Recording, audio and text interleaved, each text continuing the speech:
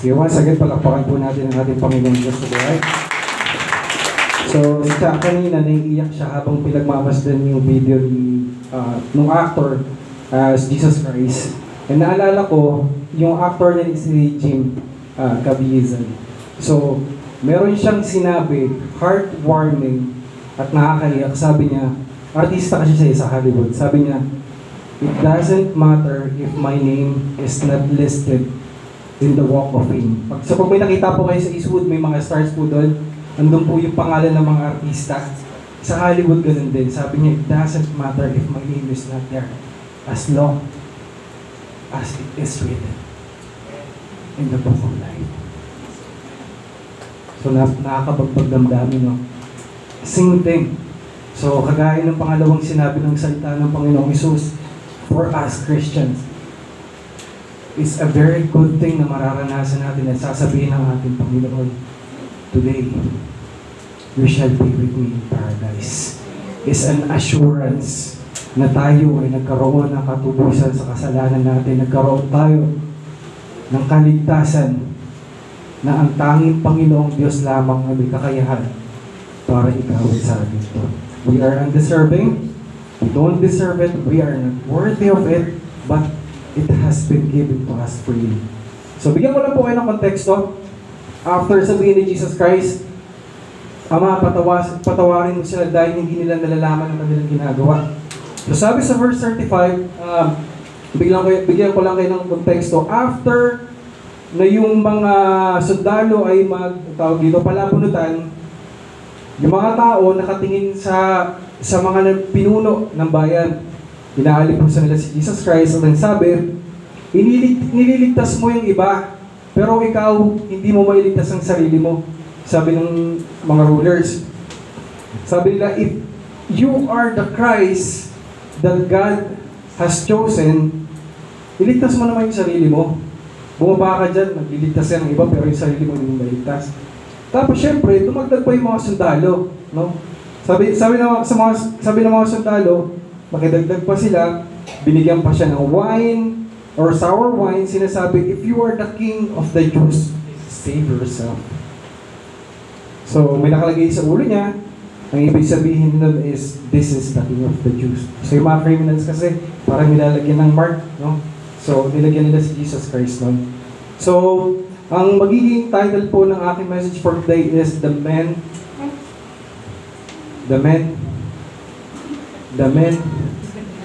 Tatlo kasi yun, kaya tatlong beses ko inulit. The Men on the Cross.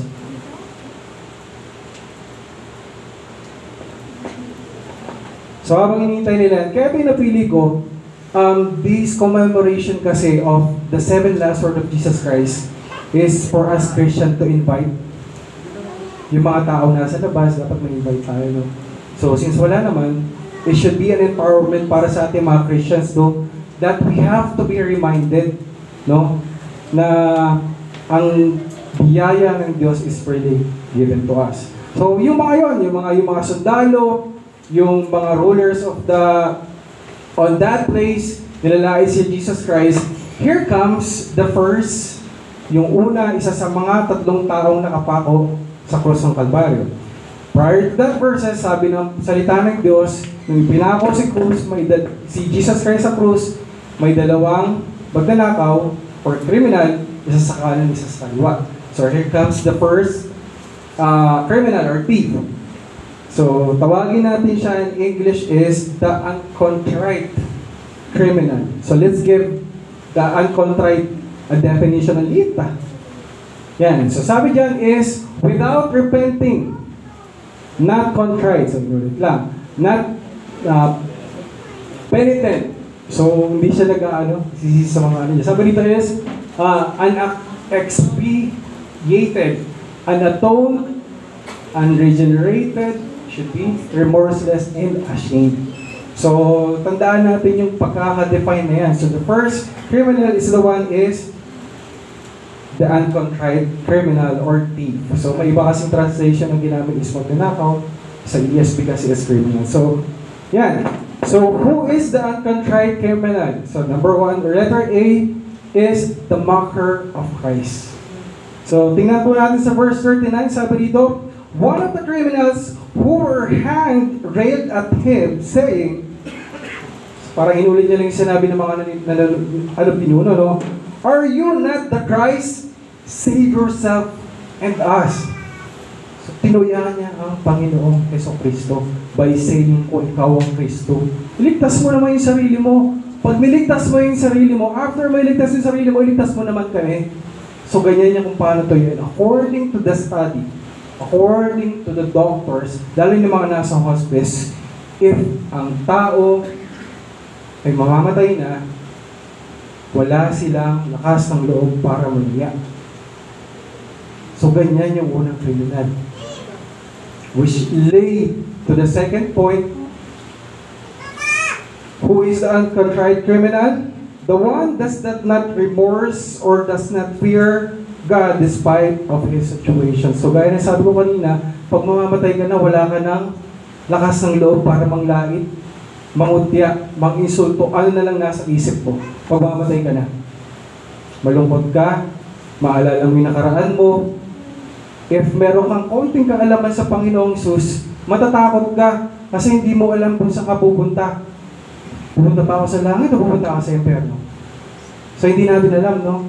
So, if you are in that situation, sasabihin mo ba? Or magkakaroon ka ba ng pakiramdam ng guilt? Or at least konting remorse man lamang sa sarili mo? Kaya sabi sa kanya nung unang, na isa sa mga criminal, sabi niya, but the other criminal or the other rebuked him saying, do you not fear God? Hindi ka pa natatakot sa Diyos? Sabi dito, since you are under the same sentence of condemnation, hindi ka pa natatakot sa Diyos? Mamamatay ka. Pare-parehas lang tayo ng kahihinatnan. Mamamatay tayo after this. Yet ikaw, nakuha pang mag-insultuhin ng Diyos. According to the study, ang tao pag mamamatay na, maaalala niya. Pero, hindi man lang siya nagsisi. Hindi man lang siya natakot sa Diyos. So, punta naman tayo sa second criminal. So, the second criminal is the repentant criminal. Sabi rito, who is the repentant criminal?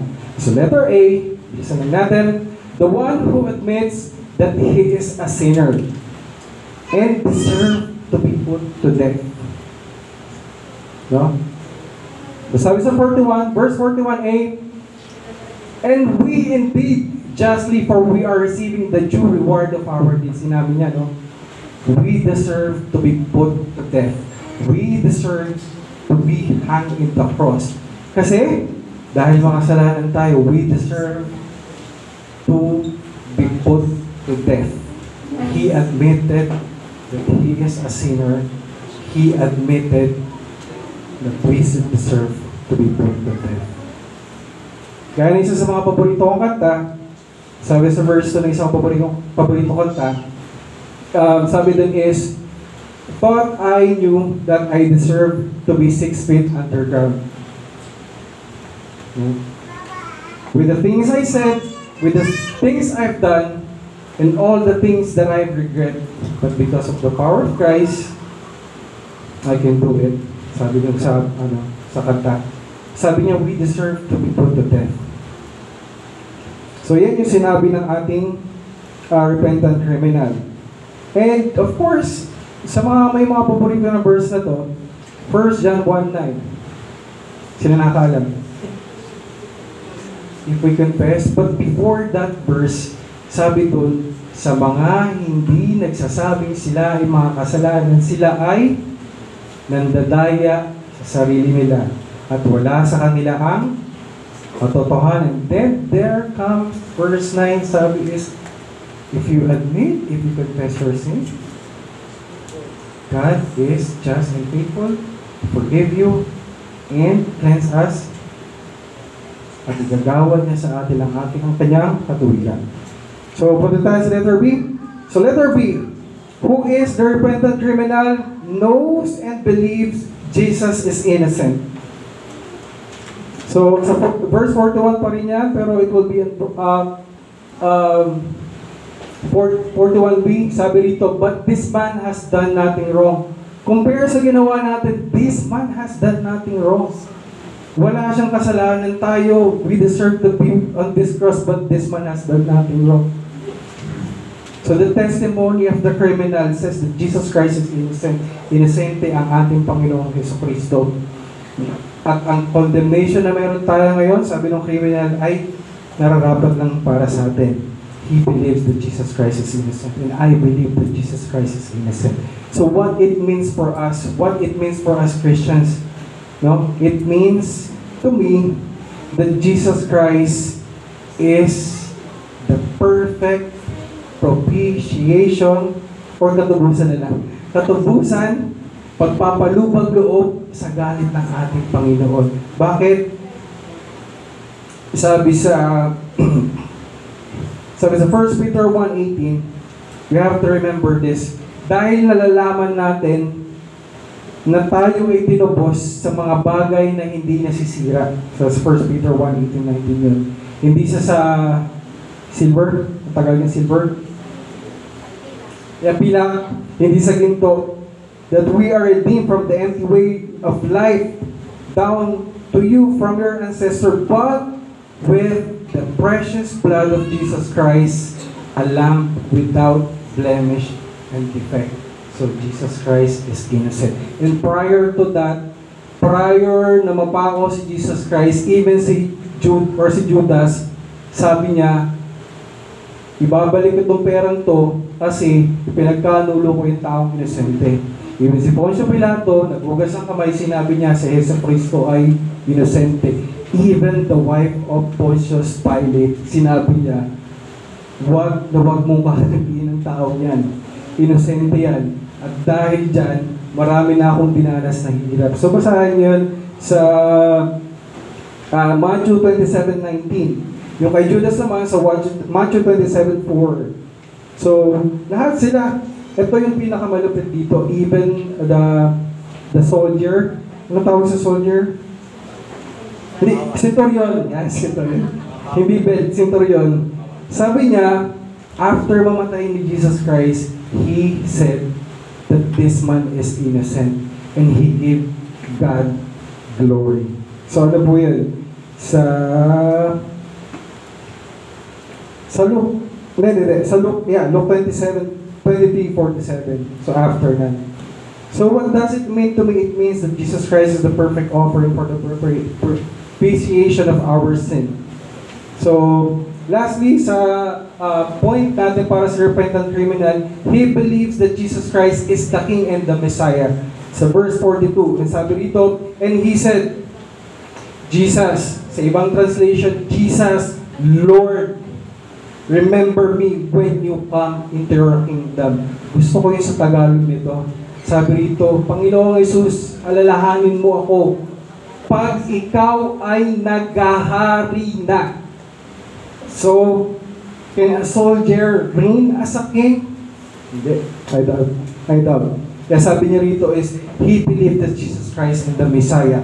Sabi niya, alalahanin mo ko, he put his trust that Jesus Christ is the Savior, that once He is reigning, sa pagdating sa langit, aalalahanin siya. And only Jesus Christ as our Savior can do that. No? So, yun yung natin. So, punta naman tayo sa pangatlong tao na pinako sa Krusang Kalbaryo, which is Jesus Christ, the King of the Jews and the Messiah.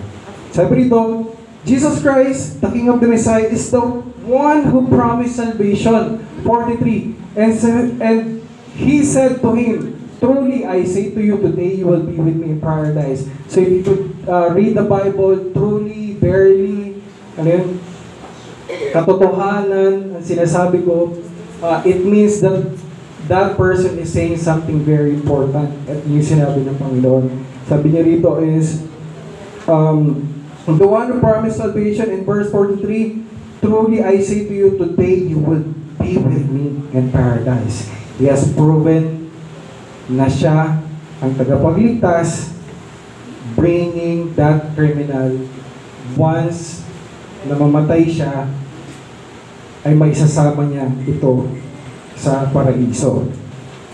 So, the one who proved that he is the Messiah, sa pangalawa, and the King of the Jews. So remember, yung sinabi ko kanina sa verse 35, yung mga tao na nanonood habang nilalait siya ng Panginoong Hesus, sabi ng mga rulers, kung ikaw yung Diyos, kung ikaw yung tagapagligtas, iniligtas mo yung sarili mo.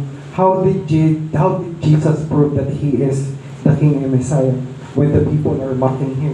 Verse 35 to 38, He did not retaliate. So, Jesus could have retaliated when He was hurt. Pwede siyang lumaban habang siya ay nasasaktan. When He was suffering, pwede siyang bumaba doon because of who He is. When He was insulted, He proved that He is the King and the Messiah and was sent by God. But He did not prove His innocence. Dahil alam niya, in 1 Peter 2:22, na despite of Him not committing sin, no deceit was found in His mouth. Where they hurled their insult at Him, He did not retaliate. When He suffered, He made no threats. Instead, He entrusted Himself to Him who judges justly, which is ang Panginoong Diyos. Pinagkatiwala niya. At alam ng ating Panginoong Hesus, there is no other way for the mankind to be saved kundi ipagpatuloy niya yung role na binigay sa kanya ng Panginoon na siya ay mapako sa cross ng Kalbaryo. So, what did Jesus do? Instead of retaliation, sinabi niya, ito yung sinabi niya, today, truly I say to you, you will be with me in paradise. And Jesus has the ability, the only one who has the ability to save the thief or the criminal, siya lang ang may kaya niyan. Sabi niya, today you will be with me in paradise.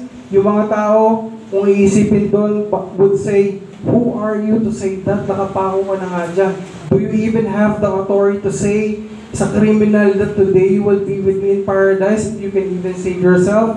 So wala, di ba? So, sabi rito, remember when Jesus Christ was healing the paralyzed, He said in Mark 2:5-7, yung pinapagaling niya yung paralytiko. So, ang instead na sabihin niya is magaling ka lang, sinabi niya is, Son, your sins are forgiven. At sabi ng mga expert na nandun, sabi nito, sino tong tao to para sabihin niya yun? Di ba? Or is he on the right mind? Why this man speak this way? He is blaspheming because only God can do that.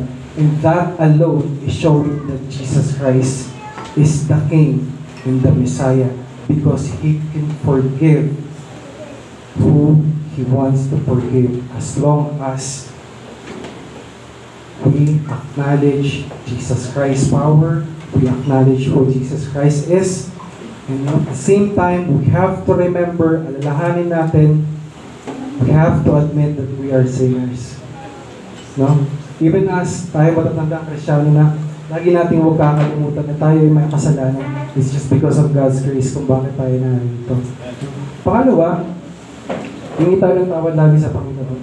No? Pangatlo, i-acknowledge natin lagi sa buhay natin who Jesus Christ is. No? So, yan. So, conclusion na po tayo.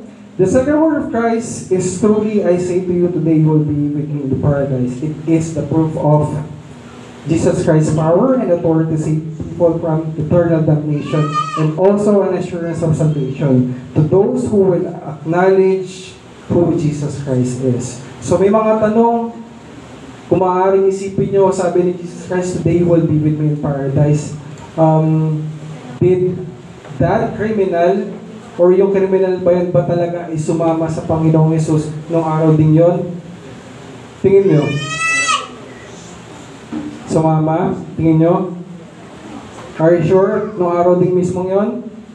Remember, Jesus Christ rose on the third day. Tama? So tingin nyo. That's for you to find out. But one thing is assured in this sentence or in this word of Jesus Christ. There is an assurance na yung criminal na yun, ang kasalanan niya ay nalinis. ang kasalanan niya ay napatawad. Siya ay nagkaroon ng kaligtasan. And once na malagutan siyang hininga, there is an assurance. Kaya sabi ni Sister Juby, nakita niya yung post ni Pastor Mike, nagkaroon siya ng idea.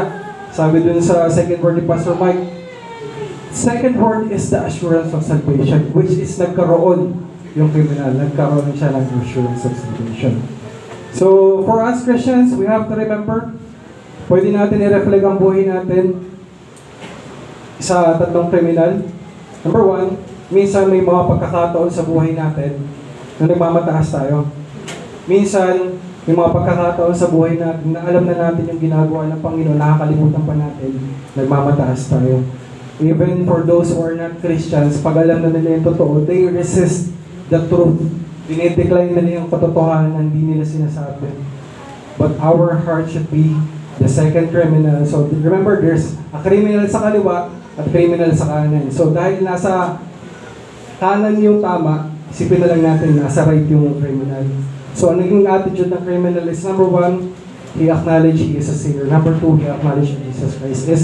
And number three, he put his faith to Jesus Christ by acknowledging that Jesus Christ is the King, the Messiah, the Savior. Sabi ni Brother Raymond kanina, is the Alpha and the Omega, the beginning and the end, the great I am.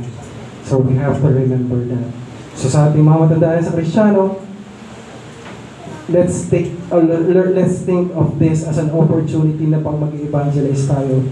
Regardless kung anong katayuan na, kung leader man yan ng pamayanan, polis man yan, sundalo man yan, magnanakaw man yan, everyone has the opportunity pag narinig nila yung magandang balita sa ating Panginoon. So yun lang po, let us pray. Father God in heaven, we give you our honor and glory in this afternoon. Salamat Panginoon sa pangalawang salita mo, O Diyos, na nagpapaalala, O Diyos, sa amin na ang kaligtasan na ibinigay mo, O Diyos, freely. Because you are our Savior, you are our King, you are the Messiah, Panginoon. And on those further verses, Panginoon, yung mga tao nakasaksi, O Diyos, pinupukpok nila yung dibdib nila, O Diyos, dahil sa kalungkutan. May we not feel that same, Panginoon, na pupukpukin namin yung dibdib namin, Panginoon, because of the kalungkutan, O Diyos, na meron kami. Lord, in this day, hindi lamang tuwing Holy Week, Panginoon, naaalalahanin namin yung mga salita mo. Hindi lamang kung kailan lamang kami nakakaranas, Panginoon, ng kalungkutan. Because or instead, Panginoon, in our daily lives, Panginoon, patuloy namin maalala, Panginoon, ang mga pinangako mo, O Diyos, sa mga kriminal, Panginoon, that today, in this day, Panginoon, there is an assurance once we put our faith, Panginoon, sa iyo, that there will be an assurance, Panginoon, of the salvation na nagbumula sa iyo, Panginoon. Lord, salamat sa kabutihan mo, sa kapatapatan mo, sa biyaya mo, and thank you for your loving kindness, Panginoon. Lord, with this prayer that we are uttering right now, ay inaalay namin sa iyo, Panginoon, all honor, glory, thanksgiving, Panginoon, ay tanging sa iyo lamang, Panginoon. Ito pong aming panalangin, O Diyos, na may pagpapasalamat at pagtitiwala sa iyo. Everyone say Amen.